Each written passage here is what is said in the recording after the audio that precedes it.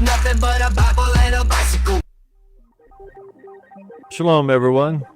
Today, we're diving into something that shapes so much of our world. Artificial intelligence, or AI. Whether it's your phone finishing your sentences, self-driving cars navigating the streets, oh my, or AI-generated videos flooding the internet, this technology is everywhere. But how did it all start? Who had the crazy ideal that machines could think? Well, buckle up, because we're going on a journey back to where it all began.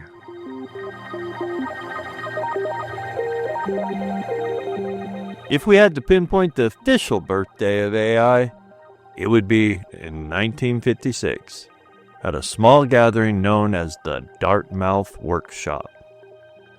This workshop was held at Dartmouth College in New Hampshire, a prestigious Ivy League university that dates all the way back to 1769. But in the summer of 1956, it wasn't colonial history that made Dartmouth famous. It was the birth of a brand new scientific field. The key figures behind this workshop were four brilliant minds.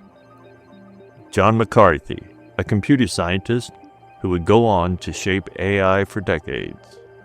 Marvin Minsky, a pioneer in machine learning and robotics.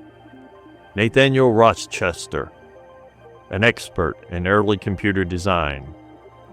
And Claude Shannon, the father of modern digital communication.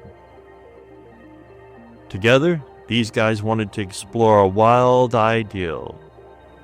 Could machines be made to think like humans?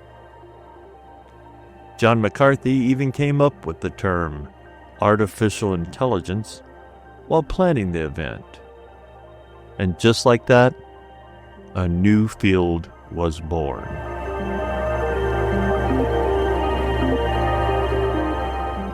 Now, you might be thinking, did they actually create AI at this event? Well, not exactly. They didn't build a robot that could play chess or a chatbot that could talk like a human. But what they did do was just as important. This workshop set the foundations for AI by bringing researchers together and defining a shared vision. It introduced key ideals like symbolic reasoning and problem solving, which would guide AI research for years. And most importantly, it got people excited about the possibility that machines could one day think, learn, and even reason like humans. And here's an interesting tidbit. The workshop was funded by none other than the Rockefeller Foundation. They saw the potential impact of AI and put up a whopping $7,500, which was a decent chunk of money back in those days, to make it happen. This investment turned out to be one of the most important in the history of technology.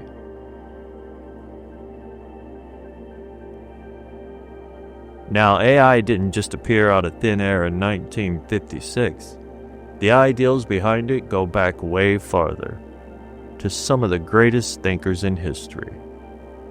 One of the biggest influences was Alan Turing, the British mathematician and computer scientist. If you've heard of the Turing test, you know his work. Back in 1950, he asked a simple, yet profound question. Can machines think? Turing came up with a test where a human would communicate with both another human and a machine without knowing which was which.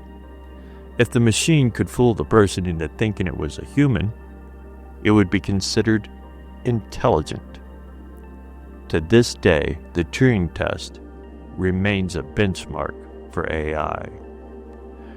Turing also laid the groundwork for machine learning, the ideal that machines could be trained to recognize patterns and improve over time.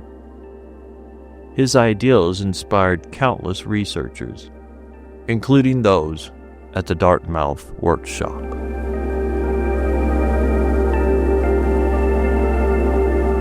Aside from McCarthy, Minsky, and Turing, several other key figures helped shape AI into what it is today. Let's take a quick look at some of them. Alan Newell and Herbert Simon developed the first AI programs that could solve math problems and play chess. Claude Shannon showed how logical operations like and, or, and not could be done with electrical circuits, which became the basis for digital computers. John McCarthy not only coined the term AI, but also created Lisp, one of the first programming languages built for AI research. These pioneers set the stage for everything that followed.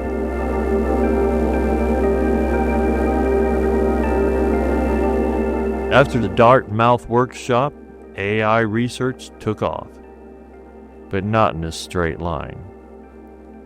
There were periods of excitement followed by times of disappointment, sometimes called AI winters. At first, people thought AI would advance quickly. But as researchers tried to build intelligent machines, they realized it was much harder than they expected. AI funding dried up, and many people doubted it would ever live up to the hype.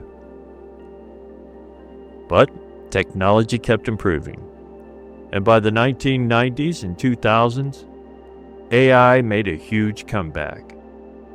Advances in machine learning, the rise of big data, and the power of modern computers led to AI systems that could do things like recognize the faces and objects in photos, beat world champions at chess, understand and translate languages, drive cars. Well, kinda. And today, AI is everywhere. From social media algorithms to self-driving cars to AI-generated music and art.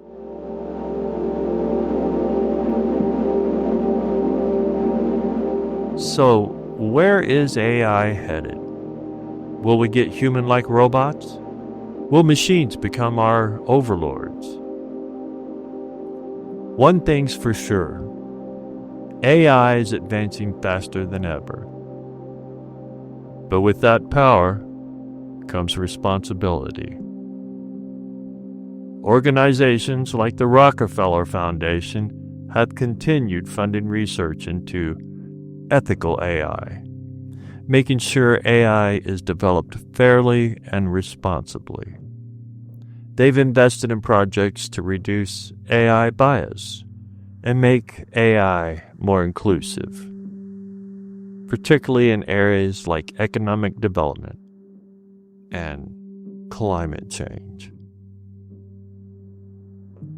Why, even the Rothschild family, known for their financial empire, has invested in AI startups, showing how AI is now a major player in the world economy.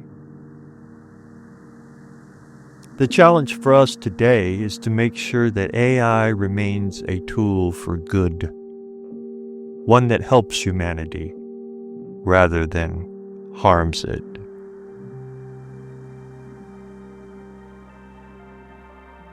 So what started as a small workshop in 1956 has grown into one of the most revolutionary technologies in history.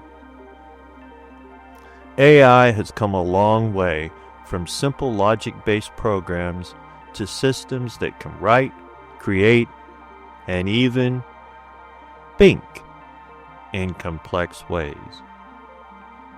The question we have to ask ourselves is, How will we use AI? Will we let it control us, like we have televisions, computer screens, and our smartphones? Or will we guide it in a way that actually benefits humanity? That's up to us. Thanks for watching. And I hope this journey through the origins of AI gave you a fresh perspective on how all this began. See you next time. Shalom.